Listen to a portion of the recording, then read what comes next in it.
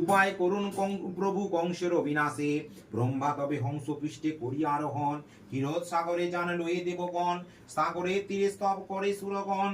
তবে তুষ্ট হইলেন দেবনারায়ণ, নারায়ণ বলিলেন ওহে দেবগণ, বিষণ্ণ বদন সবে কিসের কারণ, কিবা হেতু করেছ হেতায় আগমন।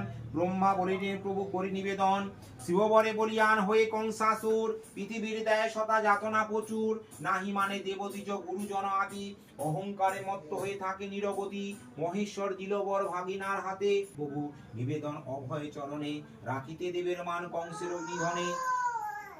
দৈব কি উদরে জন্ম করিয়া গ্রহণ, পৃথিবীর দুঃখ দশা করুণ মোচন।